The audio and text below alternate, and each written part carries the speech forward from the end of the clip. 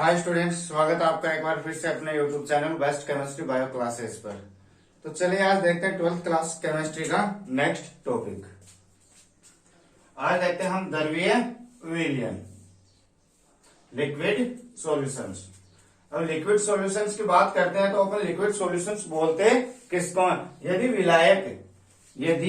विलायक द्रव लिया जाता है, विलायक क्या है? लिक्विड फॉर्म में, तो विलयन क्या कहलाता है? द्रवीय विलयन कहलाता है। यानी यहाँ पर कंडीशन क्या दे रखी है अपने को कि जो विलायक है वो क्या होना चाहिए? द्रवीय अवस्था में होना चाहिए। और विलेय विलेय क्या क्या हो सकता है? अपने पास सॉलिड भी हो सकता है और लिक्विड भी हो सकता है और गैसेस भी हो सकता है। यानी विलेय ठोस, द्रव और गैस हो सकता है।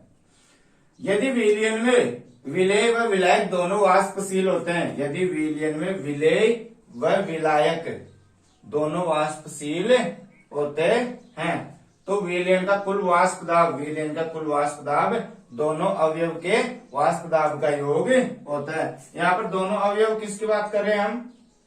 विलेय और विलायक, विलेय और विलायक। अब सामान्यतः अपन विलेय को कैपिटल ए से प्रदर्शित करते हैं, तो यहाँ पर जो विलेय का वाष्प दाब होगा, वो क्या होगा? Pa। और जो विलायक का वाष्प दाब होगा वो होगा Pb। यदि विलयन में विलेय व विलायक दोनों वाष्पशील है तो विलयन का कुल वाष्प दाब दोनों अवयव के वाष्प दाब का योग होता है। तो अपन यहाँ क्या लिख सकते हैं? P कुल, यानी ये विलयन का वाष्प दाब है, तो हम यहाँ लिख सकते हैं विलयन का P बराबर विलयन का वाष्प दाब, विलयन का वाष्प दाब हो गया, बराबर विलयन का वाष्प दाब दोनों अवयव के वाष्प दाब का योग होता है, यानी विलेय और विलायक के वाष्प दाब का योग होता है। तो हम यहाँ लिख सकते हैं Pa plus Pb, Pa plus Pb हो गया। ये क्या दे रखा है? Pa विलेय का वाष्प दाब,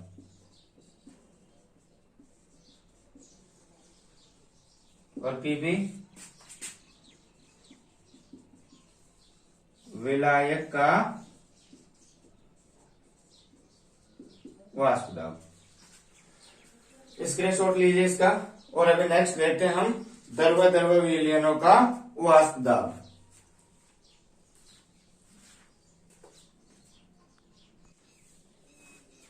चलिए अब नेक्स्ट देखते हैं कि द्रव और द्रव विलयनों का वाष्प दाब। द्रव विलयन यानी इसमें विलायक भी अपने पास द्रव होगा और विलेय भी द्रव होगा। यानी हम बोल सकते हैं कि यहाँ पर विलयन में उपस्थित दोनों घटक विलेय और विलायक दोनों वाष्पशील है। तो लिख सकते हैं हम द्रव विलयन में विलेय व विलायक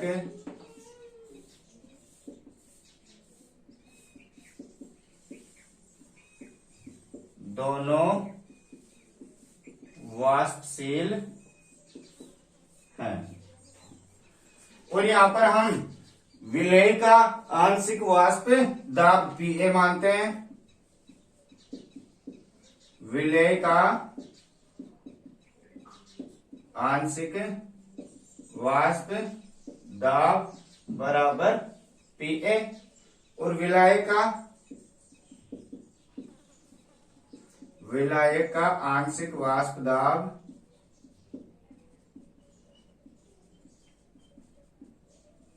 बराबर Pb। अब द्रव विलयन के लिए कहा जाता है कि विलेय और विलायक के आंशिक दाबों का योग कुल वाष्प दाब के बराबर होता है। तो हम लिख सकते हैं यहाँ पर द्रव विलयन में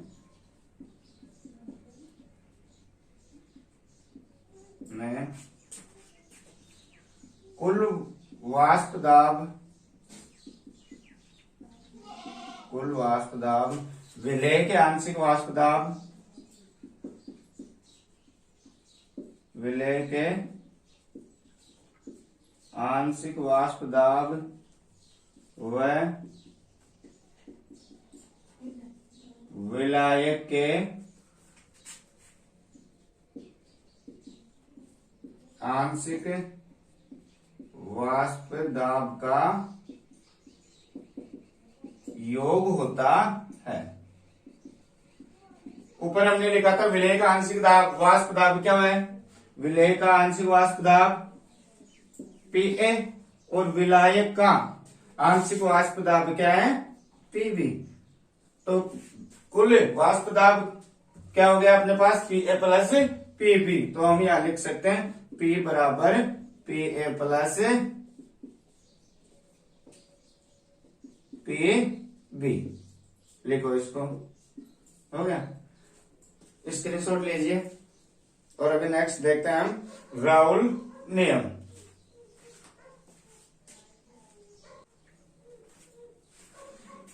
अब द्रव्य विलयन के लिए राउल नियम दिया गया है। राउल नियम के अनुसार बताया गया है कि किसी विलयन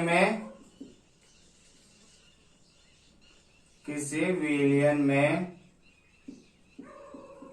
उपस्थित घटक का आंशिक वाष्प दाब उसकी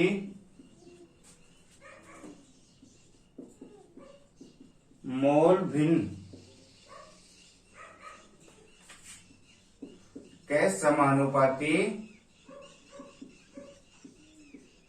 होता है। हो गया। तो इसने जैसा कहा उसके अनुसार हम लिख देते हैं। इसने क्या कहा कि वाष्प दाब, आंशिक वाष्प दाब, तो अपन जैसे Pa के लिए लिखे यानी विलेय के लिए लिखे तो Pa समानुपाती अक्ष A हो गया। और यदि अपन विलायक के लिए लिखे तो विलायक के लिए क्या होगा, Pb समानुपाती अक्ष B। और एक चीज और, हम जब मोल भिन्न की बात करते हैं तो अक्ष A प्लस अक्ष B इज इक्वल टू क्या होता है अपने पास, 1।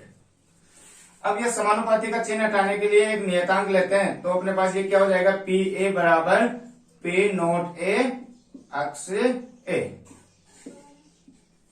और इधर Pb बराबर P नोट B अक्ष B। अब यहां पर जो अपन ने नियतांक लिया है P नोट एवं P नोट B, इनके लिए अपन लिख देते हैं P नोट A व P नोट B।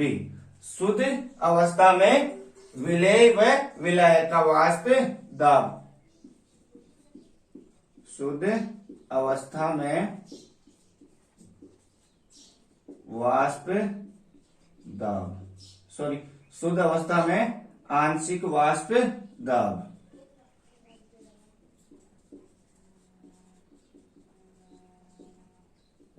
हो गया। तो ये अपने पास अवयवों के आंशिक वाष्प दाब हो गए Pa और Pb। Pa का मान हो गया P नोट A मल्टीप्लाई अक्ष A और Pb बराबर P नोट B गुणा अक्ष B।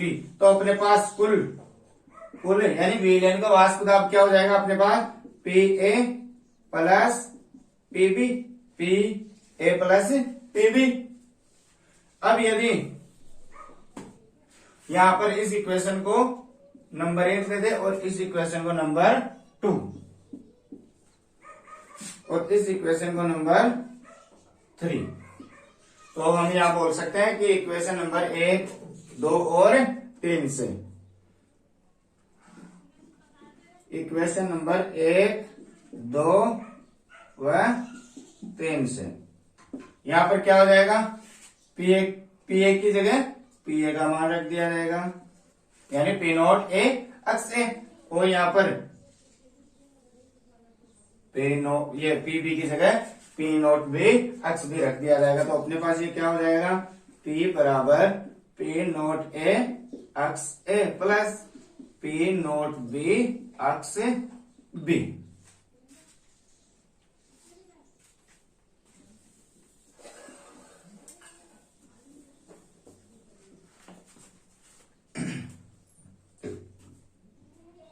ये अपने पास हो गया समीकरण नंबर 4।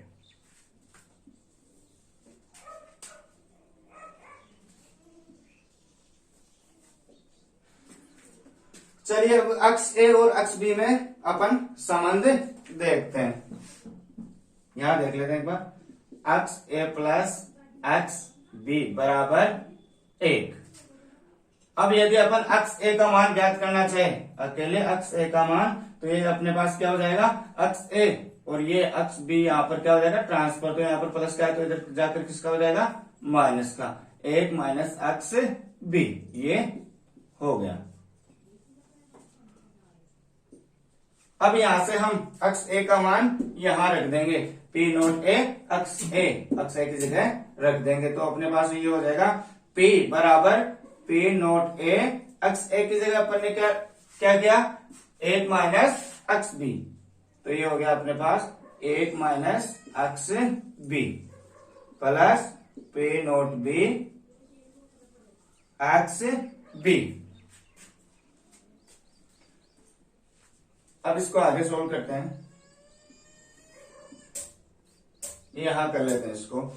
अपने पास है P बराबर P नोट ए कोष्टक 1 माइनस अक्ष B plus P naught B अक्ष बी, तो यहां लिख देते हैं हम P बराबर P नोट ए 1 माइनस अक्ष B plus P naught B अक्ष बी। अब इस कोष्टक के बाहर जो भी मान होगा वो 1 माइनस अक्ष बी दोनों से क्या होगा मल्टीप्लाई, तो ये क्या हो जाएगा अपने पास P नोट ए 1 से गुणा करने पर और माइनस P नोट ए अक्ष बी, P नोट ए अक्ष B plus P naught B अक्ष बी। अब हम यहाँ क्या करते हैं, इस वाले पोर्शन में अक्ष बी क्या ले लेते हैं कॉमन ले लेते हैं, तो ये अपने पास क्या हो गया P नोट ए और अक्ष बी कॉमन ले लेते हैं, तो प्लस अक्ष बी। अब अपने पास क्या आ जाएगा, अक्ष बी अपन ने कॉमन ले लिया, तो ये क्या बच गया इधर माइनस का P naught A minus P naught A और इधर प्लस P नोट बी। अब नेक्स्ट क्या हो जाएगा P बराबर P naught A plus x B P naught B minus P naught A हो गया। तो ये अपने पास हो गया विलियन का कुल वाष्प दाब। स्क्रीनशॉट लीजिए इसका।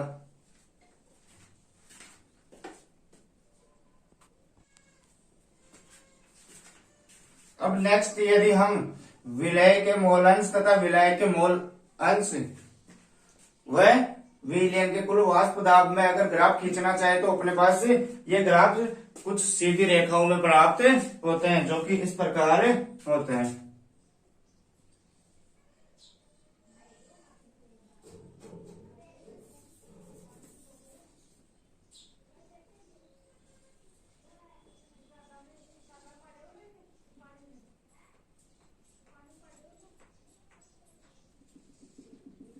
ये अपने पास है विलय के वाष्प दाब का ग्राफ, और ये नेक्स्ट विलय के वाष्प दाब का ग्राफ, और इन दोनों का जो नेट होता है अपने पास यानी विलयन का कुल वाष्प दाब, इसका वक्र या फिर इसका ग्राफ ये है। तो हम यहां लिख सकते हैं P बराबर P ए प्लस P बी, और ये वाला ग्राफ P ए का P ए, तो इसका मान क्या होगा अपने पास P नोट ए अक्ष ए, और ये वाला ग्राफ पी बी का, तो इसका मान क्या होगा पी बी बराबर P नोट बी और अक्ष बी हो गया। अब यहां पर जो विलय का शुद्ध अवस्था पर जो आंशिक वाष्प दाब होता है वो क्या होता है P नोट ए, और यहां पर P नोट बी शुद्ध अवस्था में विलय का वाष्प दाब। तो हम यहां देख सकते हैं कि P naught B greater than P naught A है, तो हम यहां बोल सकते हैं कि किसी विलयन का न्यूनतम वाष्प दाब किसी विलयन का न्यूनतम वाष्प दाब पी नॉट ए होता है। किसी विलयन का न्यूनतम वाष्प दाब और पी नॉट बी किसी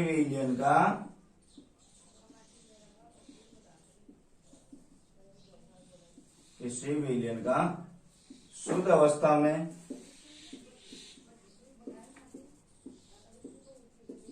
आंशिक शुद्ध अवस्था में वाष्प दाब, शुद्ध अवस्था में वाष्प दाब भी बोल सकते हैं या फिर विलयन का अधिकतम वाष्प दाब भी बोल सकते हैं। अधिकतम वाष्प दाब हो गया।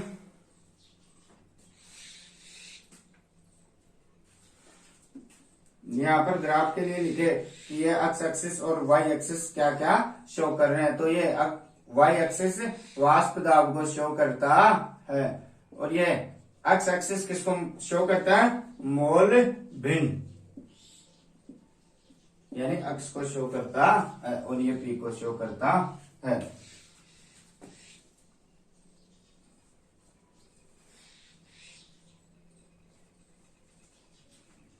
चलिए अब नेक्स्ट देखते हैं।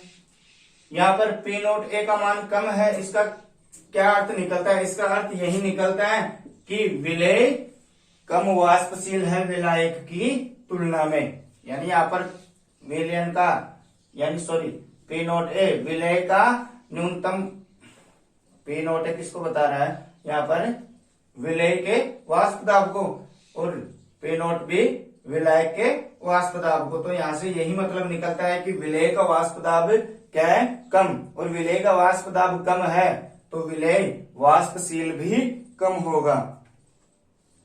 अब नेक्स्ट देखते हैं वाष्प परावस्था में संगठन। वाष्प परावस्था में संगठन, ये हो गया अपने पास द्रव्य अवस्था में संगठन। अब यदि वाष्प अवस्था में संगठन की बात करें, वाष्प अवस्था में संगठन, नियम तो वो का वही रहेगा कि जो दाब है वो मोल भिन्न के समानुपाती होता है, मोल भिन्न के समानुपाती होता है। लेकिन वाष्प अवस्था में मोल भिन्न क्या हो जाती है? बदल जाती है। तो हम देखें यहाँ पर पी ए बराबर वाई ए गुणा पी कुल। यहाँ पर पी कुल विलयन का कुल दाब और वाई ए, चलिए एक बार वाई बी का यानी विलायक के मोल का भी लिख देते हैं एक बार। पी बी बराबर वाई बी गुणा पी कुल। अब इनके लिए अपन लिखते हैं कि यहाँ क्या क्या दे रखा है। ये पी कुल क्या है? विलयन का वाष्प दाब, विलयन का वाष्प दाब। और यहाँ पर वाई ए और वाई बी, वाई ए और वाई बी, वाई ए है विलेय के मोल भिन्न और वाई बी विलायक के मोल भिन्न हो गया। और पी बी ये अपने पास विलायक का आंशिक दाब है, विलेय का आंशिक दाब है और पी बी विलायक का आंशिक वाष्प दाब है। स्क्रीनशॉट लीजिए इसका। और नेक्स्ट देखते हैं एक न्यूमेरिकल।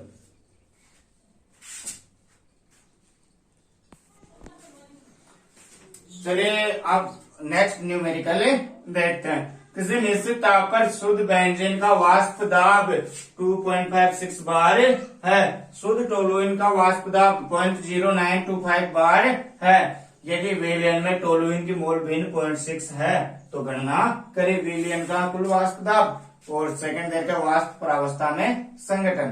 तो यहां हम देखते हैं बेंजीन को किससे शो करते हैं अपन? C6H6। और जो टोलुइन है इसको किससे शो करते हैं? C6 H5CH3, ये हो गया टोलुइन।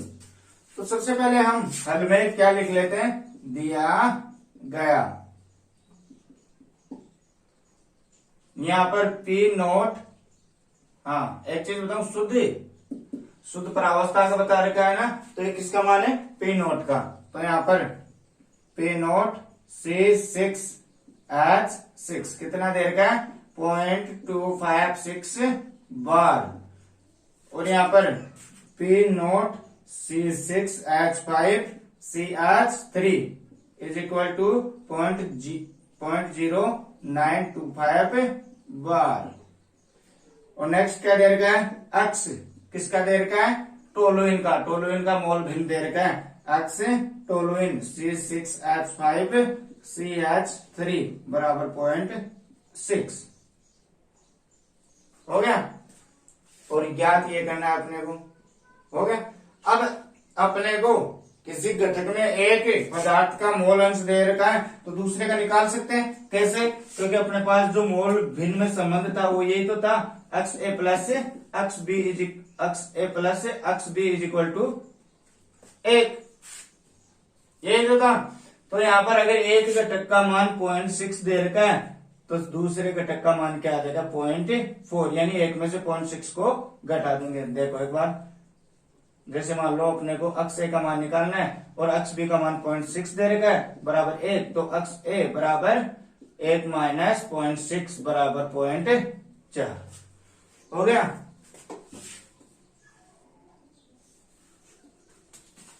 तो हम देखते हैं, क्योंकि अक्स C6H6 बराबर 0.4, कैसे, x A plus x B is equal to 1, इससे C6H6 का मान क्या आ गया, 0.4।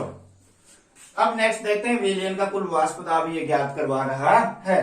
तो विलयन का जो कुल वाष्प दाब होता है उसका फॉर्मूला क्या होता है, Pa प्लस Pb, यही तो होता है।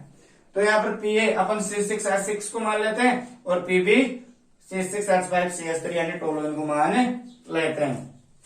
तो यहाँ पर अगर अपन Pa का ज्ञात करें, Pa, तो Pa का क्या हो जाएगा अपने पास, P नोट C6H6 मल्टीप्लाई, इसके गुणा में क्या आएगा, इसका मोल भिन्न, तो अक्स C6H6। अगर अपन इसके वाष्प दाब की बात करें तो क्या था, 0.256 गुणा 0.4 हो गया। जब इनको अपन मल्टीप्लाई करते हैं, तो अपने पास आता है 0.1024 बार, ये हो गया अपने पास Pa, ये अपने पास क्या हो गया, Pa। अब नेक्स्ट Pb ज्ञात करते हैं, तो ये क्या हो जाएगा, P not be toluene C6H5CH3 और इसका मोल भिन्न इसके गुणा में, तो अक्स बी। तो ये हो गया अपने पास P नॉट C6H5CH3 का मान कितना दे रखा है, 0.0925 गुणा 0.6, तो इसका मान हो जाएगा अपने पास 0.0555 बार। अब अपन कुल वाष्प दाब की बात करें, विलयन के वाष्प दाब की बात करें, तो P बराबर Pa प्लस Pb होता है। तो यहाँ पर ये Pb का मान है, और इससे पहले Pa का मान आया था,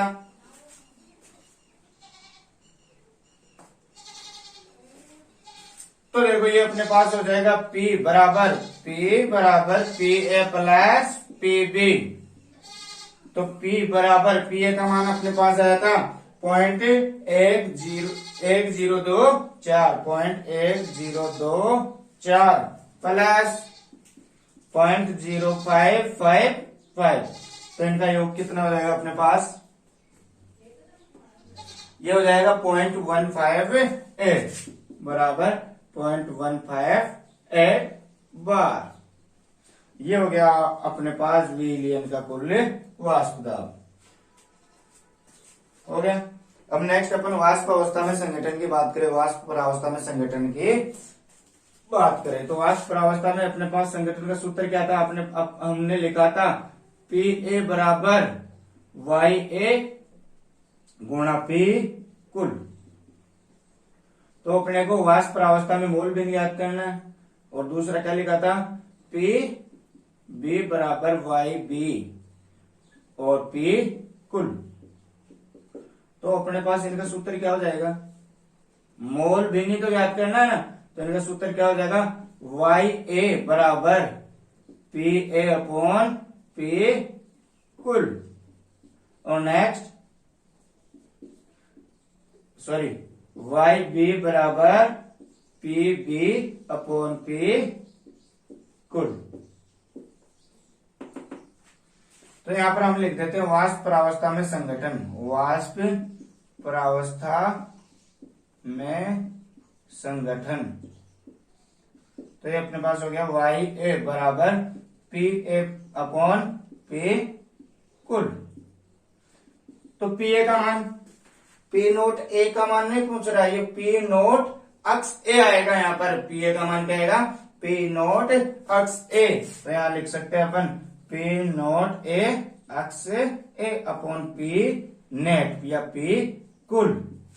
तो पी नोट अक्स ए यानी टोटल पी ए का मान कितना था, 0.1024। तो 0.1024 upon P net, P net है अपने पास 0.158 और ये क्या हो जाएगा, मोल भिन्न वाष्प परावस्था में। तो इसका मान कितना दे रखा है अपने को, 0.648। इसका मान कितना आ जाएगा, 0.648। अब अगर अपन वाई बी की बात करें, वाई बी की बात करें, अब यदि हम वाई बी की बात करें तो ये हो जाएगा पी बी अपॉन पी कुल या P net is equal to P naught B X B upon P कुल। और ये अपने पास हो जाएगा P naught B X B का मान कितना था, यानी पी बी का मान ये था 0.0555 अपॉन पी नेट। तो ये अपने पास आया था 0.158। तो ये अपने पास आ जाएगा 0.351।